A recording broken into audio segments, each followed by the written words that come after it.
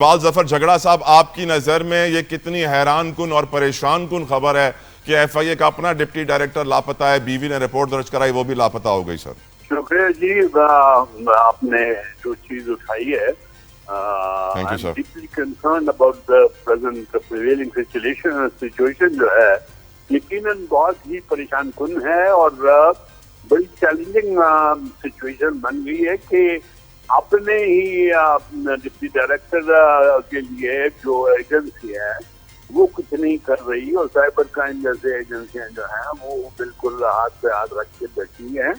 اس میں ایک بڑی بات جو منوخیل صاحب نے بھی کی اور اویس صاحب نے بھی کی کہ جی دیکھیں کرپشن جو ہے نا ہمارے یہاں کرپشن نے اس ملک کا میں سمجھتا ہوں کہ قانونی نظام بالکل وہ کر دیا ہے، ٹاپ کر دیا ہے اور آگے جانے کے لیے راستے نہیں ملتے کیونکہ وہاں پر پیسوں کا چکر چل جاتا ہے. پیسوں کا چکر جو ہے یہاں پر بڑا پریشان کن ہے. آج کل جیسے میں ایک مثال آپ کو دیتا ہوں کہ آج کل گریڈ 4 سے لے کر 16 تک کا ٹرانسفر کے لیے ایک ریٹ ہیں اور پھر 17 سے لے کر 22 تک دوسرے ریٹ بن گئے ہیں.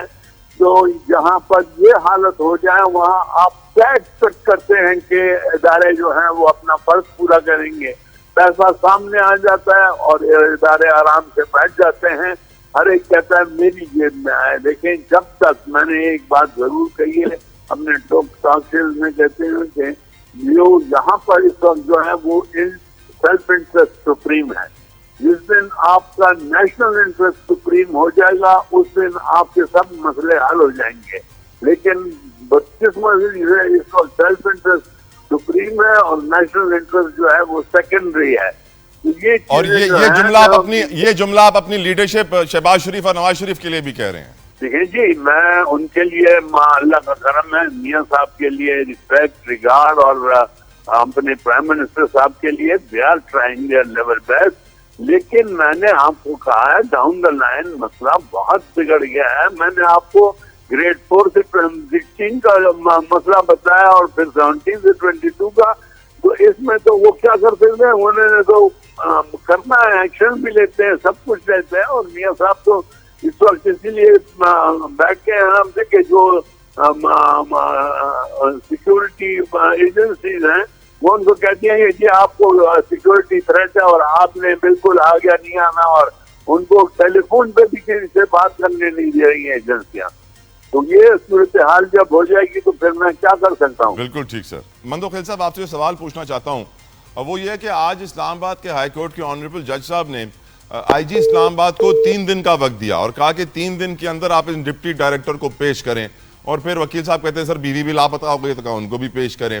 یہ جو آئی جی صاحب کو 3 دن کا وقت دیا جاتا ہے تو پھر آئی جی صاحب آپ کی نظر میں عدالت یہ کام کیوں کرتی ہے؟ کیا عدالت کو یہ معلوم ہوتا ہے کہ شاید پولیس کے ہاتھ میں اور پولیس ایکشن نہیں کر رہی، عدالت کا پریشر آئے گا تو پھر پولیس ایکشن کرے گی؟ اس کی کیا وجہ ہوتی ہے؟ تھوڑی روشنی ڈالیے گا منوخیل صاحب. میں دوبارہ آپ کو کہوں گا، میں بڑی تلخ باتیں آپ سے کر رہا ہوں، شاید احمد اویس صاحب کو یا کسی اور کو اچھے نہیں لگے. یہ جو ڈپٹی ڈائریکٹر، میں نے آپ کو اپنی تجربے کی بات بتایا کہ یہ جہاں 2 روپے مل رہے ہوں گے پیسے اس کام پہ توجہ دیتے ہیں، جہاں پیسے نہیں مل رہے اس پہ توجہ نہیں دیتے. ہو سکتا ہے ان کی اپنی افسرانوں ان کو بٹھایا ہوگا، ہو سکتا ہے وہ جو لین دین والے انہیں بٹھایا ہوگا. اور پھر اسلام آباد ہائی کورٹ کی کیا تمام کورٹس کی یہ جو آرڈر ہے 3 دن 4 دن، چلو 3 دن بعد آپ مجھے دوبارہ لے لیں، احمد اویس صاحب کو بھی لے لیں، پھر کیا ہوگا؟ بات یہ نہیں ہونا چاہیے، نہیں ہونا چاہیے، نامناسب ہے. مگر بات یہ ہوتا نا کہ یہ جو پاورز ہے یہ پاورز کی غریب آدمی کے لیے استعمال کیوں نہیں ہوتے ہیں؟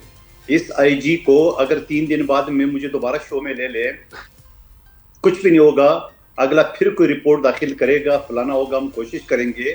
تو میں دیکھنا چاہتا ہوں کہ اسلام آباد ہائی کورٹ کا جج صاحب جو ہے نا وہ آئی جی کو کھلے عام عدالت میں ہتکڑی لگوائے، اس کو بند کرے تو میں مان لوں. نہیں تو یہ تاریخ پہ تاریخ، یہ دھمکیوں پہ دھمکیاں، یہ ساری چیزیں تو مجھے 31 سال ہو گئے دیکھتے ہوئے، احمد اویس صاحب کو بھی اتنے ہو گئے ہوں گے. تو یہ تو ہم دیکھ رہے ہیں سارے. یہ پھر میں دوبارہ کروں گا، یہ روٹین کی کارروائی ہے.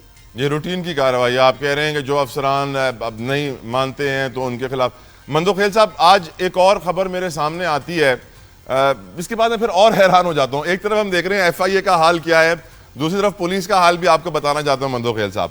خبر یہ آتی ہے کہ سر کراچی کی بن قاسم کے علاقے کی پولیس نے ماسی گینگ کے لیڈر کو پکڑ لیا ہے.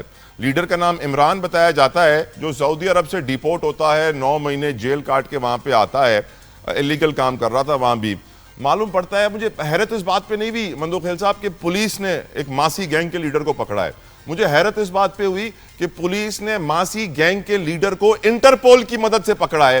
یعنی ہماری پولیس کی اتنی قابلیت بھی نہیں کہ ماسیوں کے لیڈر کو پکڑ سکے, اس کے لیے بھی انٹرپول چاہیے ہوتا ہے. پھر مجھے یاد آتا ہے کہ امریکن ایمبیسی نے ہماری پولیس کو بتایا تھا کہ یہاں پر بچوں کی ویڈیوز یہاں ان لوکیشن سے اپلوڈ ہو رہی ہیں گندی, ان کو آپ جا کے پکڑیے. پھر ہماری پولیس نے پکڑا تھا.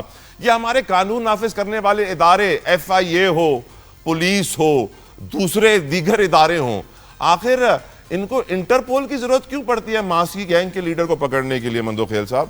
دیکھیے یہ مل کے کھاتے ہیں سارے, یہ مل کے کھاتے اور میری بغل سے جاتا ہے. میں 2 سال پہلے حج پہ تھا تو مجھے پاکستان کی سفیر نے بتایا کہ 12,000 پاکستان کے پاسپورٹ جو جعلی نکلے اور کتنے ہزار جو بھیک مانگنے کے لیے سعودی عرب, یہ آپ کو ایک ملک کی بات بتا رہا ہوں سعودی عرب کا, اور دنیا بھر میں کتنے لوگ جعلی پاسپورٹ پہ گئے ہوں گے اور وہ بھیک مانگ رہے, تو سمجھ لو آپ کی ملک کا امیج کیا ہو. کیا یہ پولیس کو نہیں پتا؟ کیا ایف آئی اے کو نہیں پتا؟ کیا یہ کسٹم افسران جو ایئرپورٹ پہ ہے, آپ جا کے اگر آپ کی بیگ میں 20 کلو کی اجازت ہو 21 کلو, تو آپ کو کھڑے کھڑے آپ کی بیگ واپس کر دیں گے, نہیں تو پیسے جمع کر دی جرمانہ. ایون کے لوکل فلائٹس میں نے ابھی پچھلے دنوں مہینے میں اسلام آباد میں 3,000 روپے ایکسٹرا پے کیے. تو کہنے کا میرا مقصد ہے کہ یہ ایسی چیزیں تو بڑی جلدی پکڑ لیتے ہیں کہ سامان آپ کا 20 کلو الاؤ ہے تو 22 کلو 21 کلو کیوں ہے. تو اتنی بڑی گینگ کے لوگ جعلی پاسپورٹوں میں بھیک مانگنے کے لیے, دہشت گردی کے لیے پاکستان سے باہر, کیا میری آپ کی اجازت جاتے ہیں یا اسی ایف آئی اے کسٹم اور پولیس کی اجازت جاتے ہیں؟ اور یہ تو مہربانی ہے انٹرپول کی, ورنہ یہ بھی نہیں ہوتا. مہربانی ہے انٹرپول کی, ورنہ یہ بھی نہیں ہوتا. بالکل صحیح کہا آپ نے مندوخیل صاحب. احمد اویس صاحب, ہماری کراچی کی پولیس نے بڑا کارنامہ کیا ہے, انٹرپول کی مدد سے ماسی گینگ کے سرغنہ کو پکڑ لیا ہے, جو کراچی, لاہور, اسلام آباد میں ماسیوں کے ذریعے گھروں میں چوریاں کرواتا تھا. سلام پیش کرنا چاہیے سر پولیس کو ہماری, جو اتنا کمال کام کر رہی ہے کہ ماسیوں کے گینگ کے لیڈر کو بھی انٹرپول کی مدد سے پکڑ رہی ہے. احمد اویس صاحب. جی ہاں, جو اچھا کام کریں گے تو ہم تو تیار ہیں ان کو اپریشیٹ کرنے کے لیے, لیکن جو کچھ ہو رہا ہے اس میں پولیس کے یا ان کا جو ہے سمجھ لیجئے کہ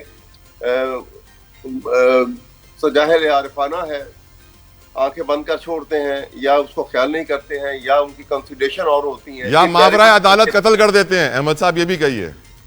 اور ایکسٹرا جوڈیشل کلنگ پہ دیکھیے, میں تو بڑا صاف اس میں بات کرتا ہوں. دیکھیے ایکسٹرا جوڈیشل کلنگ جو ہے پولیس کرتی ہے, لیکن اگر پولیٹیکل ایڈمنسٹریشن مضبوط ہو تو مجال نہیں پولیس کی ایسا کر سکے. لیکن افسوس کی بات یہ ہے کہ یہ شہباز شریف صاحب جب 97 میں چیف منسٹر پنجاب بنے تھے تو پہلی دفعہ پاکستان کی تاریخ میں باقاعدہ طور پر ایکسٹرا جوڈیشل کلنگ کا سلسلہ شروع ہوا تھا, اور اب وہ انتہا ہو گئی ہے ان کے اس دور میں جبکہ وہ پرائم منسٹر ہیں.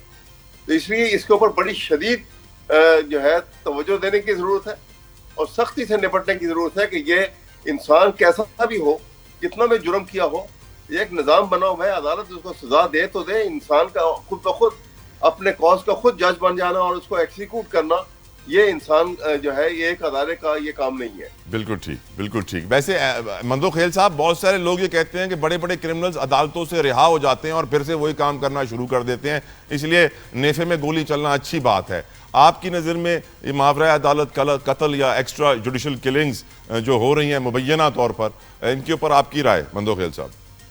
دیکھیں میں ایک چیز بتاؤں, سب سے پہلے جو کیس بگاڑتا ہے وہ پولیس بگاڑتی ہے. اچھا بھلا قاتل پکڑا جاتا ہے اور اس کے بعد وہ کیس کا بیڑا غرق کرتے ہیں اور باقی کسر ہماری عدالتیں پوری کر لیتی ہے. وہ جی آپ نے ایف آئی آر 6 بجے کاٹا تھا, واقعہ تو 5:30 ہوا تھا, آدھا گھنٹہ کدھر تھے آپ؟ اچھا بابا یہ ملزم نہیں ہے, اس ملزم نے نہیں کیے, اس کی شواہد صحیح نہیں ہے, اچھا بابا یہ بھی ٹھیک ہے. تو آخر میں بندہ سر پکڑ کے بیٹھ جاتا ہے کہ بھئی یہ بندہ جو قتل ہوا ہے تو کس نے کیا ہے. کم از کم میں اس قانون کے لیے پچھلی اسمبلی میں آواز بھی اٹھا رہا تھا کہ بابا کیس کو تو اوپن رکھو, کیس کو تو آخری ریمارکس میں کرو, فلانا قاتل باعزت بری, تو وہ جو مر گیا بیچارہ وہ کس نے قتل کیا ہے؟ تو سوال یہ کہ ہمارے ملک کا اس طرح ناکارہ نظام ہے, 1868 کی 1898 کی انگریز کی لکیر کا فقیر کا قانون ہے, آج کل جدید دور ہے, ایک ہلکا سا بہانا چاہیے کیس کو وہ کرنے کے لیے. بہت سارے حوالے میں اوپن میڈیا پہ نہیں کہہ سکتا ہوں کہ ہم نے اپنی آنکھوں کے سامنے دیکھے کہ بندہ جتنے بھی زیادہ قتل کر لے, بلکہ میں کہتا ہوں یہ جیل چلے جاتا ہے نا کرمنل, وہ تو باقاعدہ وہاں سے ٹریننگ کر کے آ جاتا ہے, وہ تو آگے پتہ ہے کہ اگلی مرتبہ جرم کس طرح کرنا ہے. مندوقیل صاحب مجھے بریک کی طرف بڑھنا ہے, بھائی ہوتے آپ کی اجازت سے تھوڑا بہت گر ہے وہ سکھا دیتے ہیں کہ بابا یہ گر ایسے کرنا ہے, یہ قتل ایسے کرنا ہے. بالکل ٹھیک, لیکن مندوقیل صاحب نے کمال ڈیٹ دیتی ہے 1898 کی, یعنی پاکستان 127 سال پرانا نظام اس وقت چل رہا ہے.